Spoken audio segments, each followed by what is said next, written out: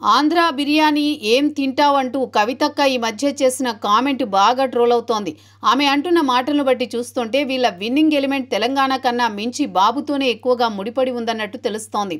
దానికి తోడు బీఆర్ఎస్ ప్రస్తుతం తన పార్టీ పేరులోని తెలంగాణ అనే ఒక సెంటిమెంట్ మిస్ అయింది. దీంతో చేసేది లేక తమ దగ్గరున్న పాత తెలంగాణ సౌండ్తో ఉన్న సంస్థ ఏదని చూసినా వారికి కనిపించింది తెలంగాణ జాగృతి. దీన్ని మళ్లీ అటక మీద నుంచి దించి పాత బోనాల కుండకు కొత్త సున్నం కొట్టి అలంకరించి చూశారు. రాజీవ్, ఇందిరా పేర్లిన మా తెలంగాణ యోధులు ఎంతమంది ఉన్నారు, వారి పేర్లను ఎందుకు పెట్టొద్దని నిలదీశారు కవిత.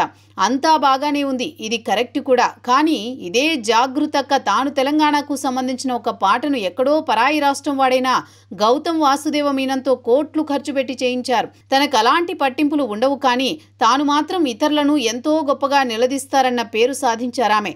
ఇప్పుడు చూస్తే ఆంధ్ర బిర్యానీ అడ్డు పెట్టుకుని బాబును అటాక్ చేస్తున్నారు కవితక్క.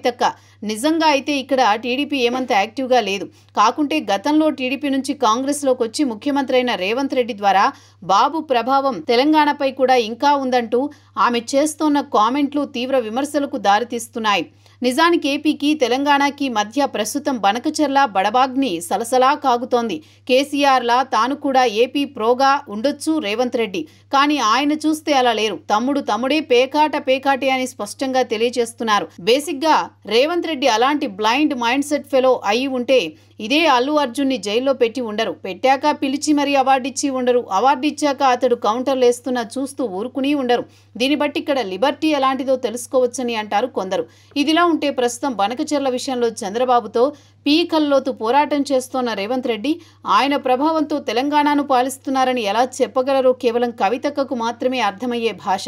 బేసిక్గా కవితక్క ప్రాతినిధ్యం వహించే పార్టీకి కానీ కుటుంబానికి కానీ ఎప్పుడూ ఎవరో ఒక విలన్ కావాలి. ఆ విలని బాబులో చూసుకోవడం ద్వారా ఎక్కువ లాభాన్నిచ్చేది గతంలో. అయితే ప్రస్తుతం మారిన రాజకీయ పరిణామ క్రమాల దృష్ట్యా కొన్నాళ్ల వరకు ఆయన మాట ఉచ్చరించడం పక్కన పెట్టడంతో నష్టాలు పరాజయాలు రావడం మొదలైంది. దీంతో తమ లక్కీ సెంటిమెంట్ తెలంగాణ తమకు కలిసి వచ్చే పొలిటికల్ విలన్ బాబు బ్రాండ్ వాడకాన్ని మొదలుపెట్టినట్టుంది. అందులో భాగంగానే కవితక్క ఈ బాబు నామజపం చేస్తోందంటున్నారు విశ్లేషకులు.